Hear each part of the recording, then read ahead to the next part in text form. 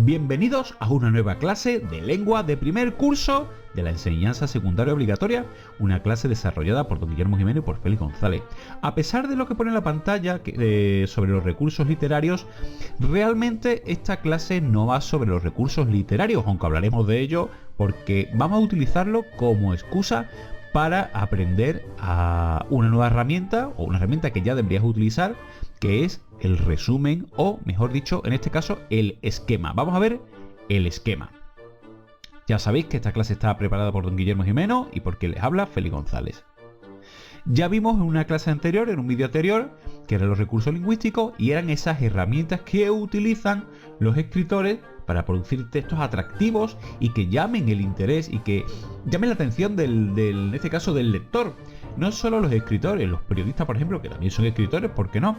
Esos textos utilizan un montón de recursos para llamar la atención del lector, para hacerlo más atractivo y que realmente consuman su producto. Un buen escritor que haga un texto atractivo y consuma su producto, pues un escritor que vende libros, ¿de acuerdo? No puede hacer algo aburrido, sino todo lo contrario, algo atractivo, algo que apetece leer. Bueno, vimos todo este punto, vimos los recursos literarios, la paronomasia, la literación, las onomatopeyas, según el libro que nosotros utilizamos, que es el de Anaya. Pero mi intención no es ese, mi intención es crear un resumen. La idea del objetivo, el objetivo de este vídeo es aprender a crear un resumen, no, un esquema, realmente un esquema, porque el contenido que tenemos, por ejemplo, veis que son las dos páginas que vamos a esquematizar, pues no mucho, hacer un resumen no tiene sentido. Un esquema sí tiene mucho más sentido. Mira, primer paso, el primer paso obviamente es abrir el libro. Muchos de vosotros es que ni lo abrís en clase, llevamos muchos años de experiencia y sabemos lo que hacéis. Entonces vemos que lo primero es abrir el libro y hacer una visual, ¿de acuerdo? Dar una idea de lo que tenéis que resumir, ¿de acuerdo? Y hacemos una primera lectura rápida. Bueno, los recursos literarios, primero nos dice que son los recursos literarios .21, después nos dice los tipos de recursos que quiere ver en este caso el libro, los recursos fónicos y los recursos semánticos. Hay muchos más tipos de recursos, pero no vamos a entrar en ello. Vemos también que los recursos fónicos nos dice la definición, son realmente el procedimiento lingüístico relacionado con el sonido, luego hablamos de todo eso, no os preocupéis. Y después lo divide en paronomasia, aliteración y onomatopeya. Y después encontramos los recursos semánticos. Dice que es primero la definición y después los tipos. Comparación, símil, metáfora y comparación o símil, metáfora y personificación. Realmente ha cogido y ha dividido recurso literario en dos brazos, que son recursos fónicos y recursos semánticos. Y cada uno de ellos te dice tres tipos. Hay muchos más, pero él te dice tres tipos. De los recursos fónicos, la paronomasia, la literación y la onomatopeya. Y de los recursos semánticos, el símil, la metáfora y la personificación. Vuelvo a repetir, hay muchos más. Pero es un buen comienzo para aprender a desarrollar un esquema. Lo primero entonces ya lo hemos hecho, nos hemos familiarizado con el texto. Y ahora vamos a comenzar a hacer el esquema. Lo primero que hago un esquema, yo cojo una hoja de papel, obviamente, ¿dónde voy a hacerlo? Aunque podría hacerlo en otro, por ejemplo, en otros formatos, ahora en digitales hay un montón. Cojo la hoja de papel y a la izquierda me suelo poner el libro. La página 1, la página 2, con el contenido. Y comienzo el esquema. Comienzo leyendo. Los recursos literarios. Bueno, pues ya sé cuál es el título. Escribo el título. ¿Ves? Tema 9, los recursos literarios. Y lo primero que digo es 2.1, ¿qué son la definición? Pues lo escribo. Digo, ¿cuál es su definición? O ¿qué son los recursos literarios? Herramientas que usa el escritor para producir interés en el lector. Mirad que exactamente la definición no es la misma que la que me da el libro. Por supuesto que no. Lo que he hecho es traducirla con mis palabras para que yo me entere.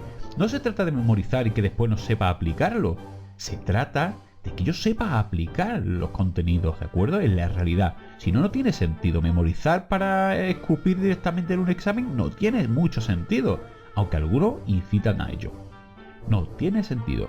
Entonces, herramientas que utiliza el escritor.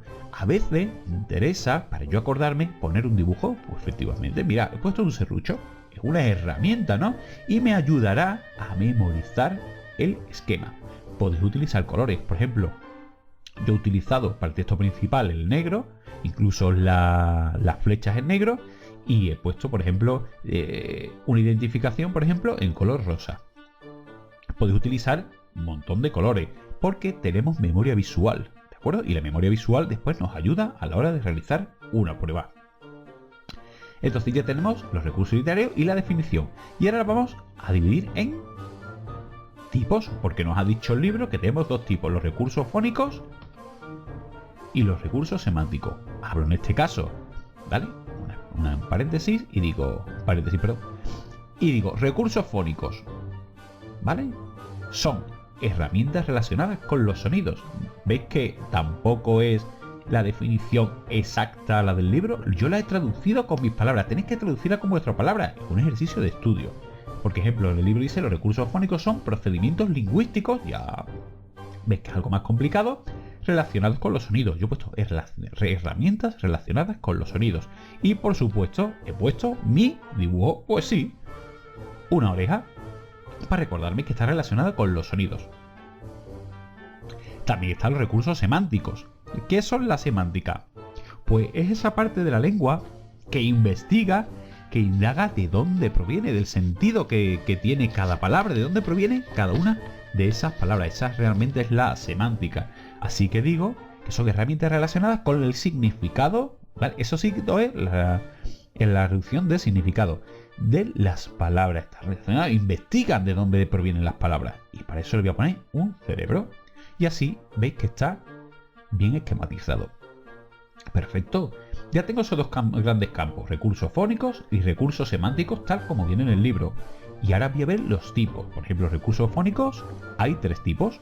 La paronomasia y la traduzco. Lo mismo, paronomasia, ¿qué nos dice el libro? Bueno, pues nos da, veis que en el libro viene una definición muy amplia. Yo voy a coger una definición mucho más reducida. Repetición de palabras con sonidos parecidos y significados distintos. Es lo que visteis en el vídeo anterior, en la clase anterior, sobre el rap. El uso del rap utiliza muchísimo la paronomasia. Y aquí, por ejemplo, también podréis poner, que yo no lo he puesto, pero podéis poner un ejemplo. La aliteración, la repetición de varios sonidos parecidos. Veis que la definición, el objetivo de esta definición no es aprenderse de memoria la definición, vuelvo a repetir, es entender de lo que estoy hablando. Si no, no lo podéis aplicar en la vida. ¿De acuerdo? Si yo, por ejemplo, estudio automoción, mecánica y aprendo la teórica de cómo se pone una rueda, pero si no sé poner la rueda y no entiendo cómo se pone una rueda, pues será un mal mecánico. Pues esto es exactamente igual. La aliteración, repetición de varios sonidos parecidos. Podéis poner un ejemplo. Por ejemplo, mi mamá, mi mima. Ahí tenéis una aliteración. Y la onomatopeya, que son palabras que imitan sonidos. ¿Veis que es tan sencilla la definición? Por ejemplo, cuando hacemos ¿de acuerdo? O cuando pudimos en el vídeo anterior lo de bam, bam, lucky look, imitan sonidos. Son palabras que imitan sonidos. Y como recurso semántico también nos ponen tres. El símil o la comparación, que es lo mismo. Son una herramienta para crear relación de semejanza entre dos palabras o cosas. Esto lo vamos a ver en un vídeo posterior, ¿de acuerdo? Los recursos semánticos. Pero os voy dando una introducción. El símil es una herramienta que establece una relación de semejanza entre dos cosas. Por ejemplo, lo voy a entender con el ejemplo. Su cerebro es como una esponja. ¿Cuántas veces habéis oído eso? Es decir, que esa persona es capaz de asimilar muchos contenidos. O trabaja duro como una hormiga. O yo qué sé, te mueves más que un garbanzo a la boca un viejo.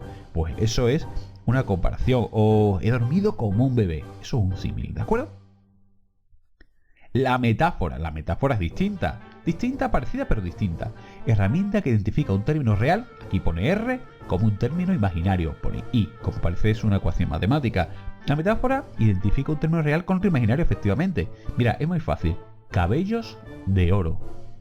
O tus ojos son como dos luceros.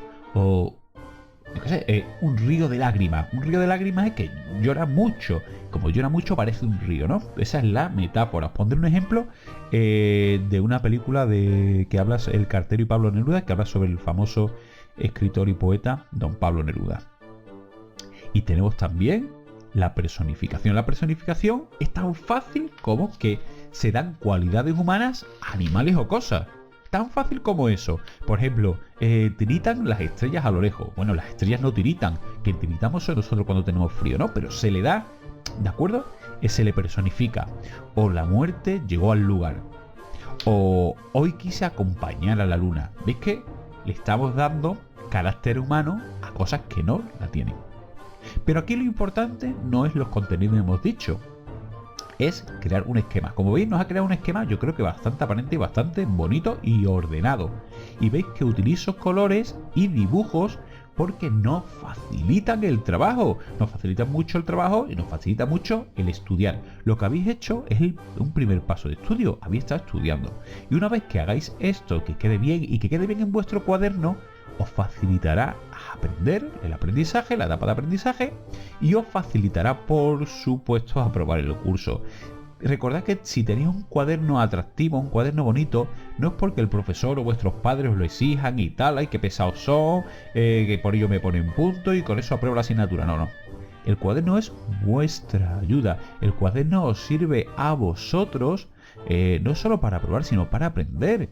Entonces, cuando más bonito lo tengáis, cuanto más preparado, cuanto más ordenado, perfecto. Recordad siempre mantener los márgenes, no solo el de izquierda, el margen izquierdo y derecho, sino el de arriba y el de abajo, el superior y el inferior.